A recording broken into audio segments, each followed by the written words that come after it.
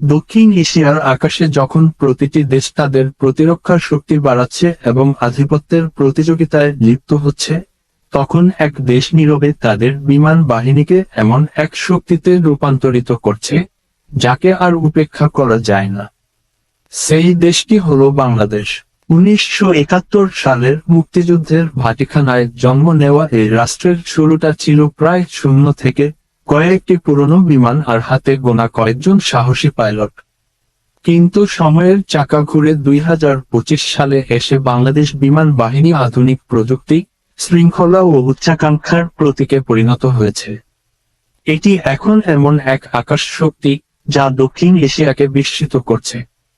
এটি সেই অজানা গল্প যেখানে একটি ছোট দেশ তৈরি করেছে এমন এক বিমান বাহিনী যা আজ সমগ্র অঞ্চলের শ্রদ্ধা কেড়ে নিয়েছে। এই রূপান্তরের শিকড় 1971 সালে। মুক্তিযুদ্ধের সময় বাংলাদেশের কোনো আনুষ্ঠানিক বিমান বাহিনী ছিল না। পাকিস্তান বিমান বাহিনী থেকে কয়েকজন সাহসী পাইলট পালিয়ে এসে মুক্তিকামীদের পাশে দাঁড়ান। তারা পুরনো বিমান চালিয়ে বিপজ্জনক মিশন সম্পন্ন করতেন, মুক্তি বাহিনীকে আকাশ থেকে সহায়তা করতেন।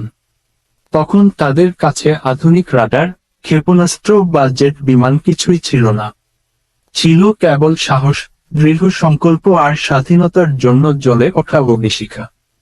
সেই তত্ত্বাগে বপন করেছিল বাংলাদেশ বিমান বাহিনীর বীজ, যা আজ দক্ষিণ এশিয়ার অন্যতম শক্তিশালী বাহিনীতে পরিণত হয়েছে। 2025 সালে এসে বাংলাদেশ বিমান বাহিনী, বা সংক্ষেপে BAF, ফোর্সেস গোল 2030 আধুনিকায়ন পরিকল্পনার অধীনে নাটকীয় রূপান্তর ঘটিয়েছে। যুদ্ধবিমান, ক্ষেপণাস্ত্র ব্যবস্থা, রাডার, ড্রোন এবং দক্ষ পাইলট সব মিলে আজ দেশের আকাশকে ঘিরে তৈরি হয়েছে এক শক্তিশালী প্রতিরক্ষা বলয়। বহু বছর ধরে বাহিনীর মেরুদণ্ড ছিল চীনের তৈরি চেংদু F-7, যা পুরনো MiG-21 এর নকশার ওপর ভিত্তি করে নির্মিত। আধুনিক মানদণ্ডে এটি অনেকটাই অপ্রচলিত হলেও ধীরে ধীরে এতে যোগ হয়েছে উন্নত অস্ত্র ও অ্যাভিওনিক্স। তবে বাংলাদেশের আকাশের আসল রত্ন হয়ে উঠেছিল MiG-29। 90-এর দশকের শেষের দিকে কেনা এই বহুমুখী জঙ্গি বিমানগুলো বাংলাদেশকে দিয়েছিল প্রকৃত আকাশযুদ্ধের সক্ষমতা। গতিশীলতা, গতি ও আধুনিক অস্ত্র ব্যবস্থার মাধ্যমে MiG-29 শত্রু বিমানের সঙ্গে ডগফাইট করতে পারে, স্থল লক্ষ্যবস্তুতে আঘাত হানতে পারে এবং সমুদ্র সীমা রক্ষা করতে পারে। সময়ের সাথে সাথে এই বিমানগুলোকে আধুনিক রাডার, নতুন অস্ত্র এবং ইলেকট্রনিক যুদ্ধ ব্যবস্থার মাধ্যমে আরও শক্তিশালী করা হয়েছে। MiG-29 এর পাশাপাশি ইয়াকোভলেভ Yak-130 উন্নত প্রশিক্ষণ বিমানও গুরুত্বপূর্ণ ভূমিকা পালন করছে। এগুলো তরুণ পাইলটদের প্রশিক্ষণ দেওয়ার পাশাপাশি হালকা আক্রমণাত্মক যুদ্ধবিমান হিসেবেও ব্যবহৃত হয়। Yak-130 এর মাধ্যমে প্রশিক্ষণ বিমান থেকে সরাসরি যুদ্ধবিমানে ওঠার পথ সহজ হয়েছে, ফলে বাংলাদেশি পাইলটরা সর্বদা আধুনিক আকাশযুদ্ধের জন্য প্রস্তুত থাকতে পারছে। কিন্তু 2025 কেবল পুরনো বিমান ধরে রাখার গল্প নয়। বাংলাদেশ এখন নতুন প্রজন্মের যুদ্ধবিমান আনার প্রস্তুতি নিচ্ছে, যেসব বিমানে আছে স্টেলথ প্রযুক্তি, আধুনিক সেন্সর এবং নিখুঁত আঘাত হানার ক্ষমতা। আলোচনা চলছে ইউরোফাইটার টাইফুন, দাসর রাফালে কিংবা উন্নত রুশ ও চীনা যুদ্ধবিমান নিয়ে। এই 4.5 প্রজন্মের এবং সম্ভাব্য পঞ্চম প্রজন্মের যুদ্ধবিমান বাংলাদেশ বিমান বাহিনীকে নিয়ে যাবে সম্পূর্ণ নতুন এক স্তরে। যদিও এই কেনাকাটা নির্ভর করছে কূটনীতি, রাজনীতি ও বাজেটের ওপর, তবু লক্ষ্য স্পষ্ট, বাংলাদেশ চায় আকাশে আধিপত্য বিস্তার করতে। লাল সবুজ পতাকার নিচে স্টেলথ যুদ্ধবিমান উড়তে দেখা হয়তো আর খুব দূরের স্বপ্ন নয়। কেবল যুদ্ধবিমানই আকাশ রক্ষার জন্য যথেষ্ট নয়। আধুনিক আকাশ শক্তির জন্য দরকার স্তরভিত্তিক প্রতিরক্ষা। এজন্য বাংলাদেশ ব্যাপকভাবে বিনিয়োগ করেছে বিমান প্রতিরক্ষা ক্ষেপণাস্ত্র ব্যবস্থায়। আগে বাংলাদেশ নির্ভর করত ছোট পরিসরের প্রতিরক্ষার ওপর, কিন্তু 2025 সালের মধ্যে তৈরি হয়েছে এক পূর্ণাঙ্গ ক্ষেপণাস্ত্র বলয়। হাতের বহনযোগ্য মিসাইল থেকে শুরু করে মাঝারি পাল্লার সারফেস টু এয়ার সিস্টেম এখন দেশের সামরিক ঘাঁটি, শহর ও শিল্প এলাকাকে রক্ষা করছে। ধারণা করা হয় চীনা ও রুশ প্রযুক্তির সমন্বয়ে তৈরি এই ব্যবস্থা বাংলাদেশকে দিয়েছে নির্ভুলতা, পাল্লা ও নির্ভরযোগ্যতা। এগুলো এখন একীভূত কমান্ড ও কন্ট্রোল সিস্টেমে যুক্ত, ফলে শত্রুর আধুনিক আক্রমণ মুহূর্তেই প্রতিহত করা সম্ভব। এই ক্ষেপণাস্ত্র প্রতিরক্ষাকে সহায়তা করছে বাংলাদেশের সম্প্রসারিত রাডার নেটওয়ার্ক। রাডার হলো বিমান বাহিনীর চোখ, আর 2025 সালের মধ্যে এটি দেশের আকাশ পুরোপুরি আচ্ছাদিত করছে।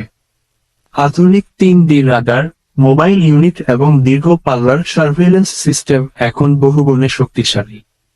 এগুলো একই সঙ্গে একাধিক লক্ষ্য শনাক্ত করতে পারে, স্টেলথ বিমান ধরতে পারে, এমনকি ড্রোনও খুঁজে বের করতে সক্ষম। এই নজরদারি ক্ষমতা নিশ্চিত করে যে কোনো শত্রু বিমান অদৃশ্যভাবে বাংলাদেশের আকাশে প্রবেশ করতে পারবে না। কিন্তু বিমান বাহিনীর দায়িত্ব কেবল যুদ্ধেই সীমাবদ্ধ নয়। পরিবহন বিমান ও হেলিকপ্টার মানবিক সহায়তা ও লজিস্টিক মিশনের মূল শক্তি।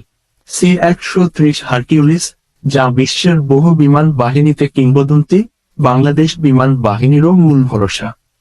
এটি সেনা পরিবহন করে, সরঞ্জাম পৌঁছে দেয় এবং প্রাকৃতিক দুর্যোগে গুরুত্বপূর্ণ ভূমিকা রাখে। বন্যা ও ঘূর্ণিঝড় প্রবণ দেশে C-130 একদিকে যেমন যুদ্ধযানের ভূমিকা রাখছে, অন্যদিকে জীবন রক্ষাকারীর ভূমিকাও পালন করছে। এর পাশাপাশি Mi-17 ও বেল হেলিকপ্টার উদ্ধার কাজ, চিকিৎসা সরবরাহ ও মানবিক সহায়তায় নিয়োজিত। বাংলাদেশ আধুনিক যুগের সবচেয়ে আলোচিত প্রযুক্তি ড্রোনকেও গ্রহণ করেছে। 2025 সালে সীমান্তে, বঙ্গোপসাগরে ও গুরুত্বপূর্ণ এলাকায় নজরদারির জন্য ড্রোন নিয়মিত মোতায়েন করা হচ্ছে। এগুলো পাইলটের ঝুঁকি ছাড়াই রিয়েল টাইম গোয়েন্দা তথ্য দেয়। ভবিষ্যতে যুদ্ধ ড্রোন আনার পরিকল্পনাও চলছে, যা নির্ভুল অস্ত্র দিয়ে লক্ষ্যবস্তু ধ্বংস করতে সক্ষম হবে। বিশ্বজুড়ে যুদ্ধের রূপ পাল্টে দিচ্ছে ড্রোন, আর বাংলাদেশও এই প্রবাহে পিছিয়ে থাকতে চায় না। তবে কেবল যন্ত্র নয়, মানুষই যুদ্ধের ভাগ্য বদলায়। বাংলাদেশ বিমান বাহিনীর পাইলটরা আজ দক্ষিণ এশিয়ার মধ্যে অন্যতম দক্ষ। আধুনিক সিমুলেটর, যৌথ মহড়া ও উন্নত প্রশিক্ষণ বিমানের মাধ্যমে তারা তৈরি হচ্ছে সর্বাধুনিক আকাশযুদ্ধের জন্য। মিত্র দেশের সঙ্গে মহড়া তাদের শিখিয়েছে নতুন কৌশল, যা তাদের আরও পরিণত ও কার্যকর করে তুলছে। 2025 সালে এসে পাইলটদের পেশাদারিত্ব বিমান বাহিনীর সবচেয়ে বড় শক্তি হয়ে উঠেছে। আন্তর্জাতিক ক্ষেত্রেও বাংলাদেশ বিমান বাহিনী সম্মান অর্জন করেছে জাতিসংঘ শান্তিরক্ষা মিশনের মাধ্যমে। বিভিন্ন সংঘাতপ্রবণ অঞ্চলে হেলিকপ্টার ও কর্মী পাঠিয়ে তারা মানবিক সহায়তা, চিকিৎসা সরবরাহ ও পরিবহন সহায়তা দিয়েছে।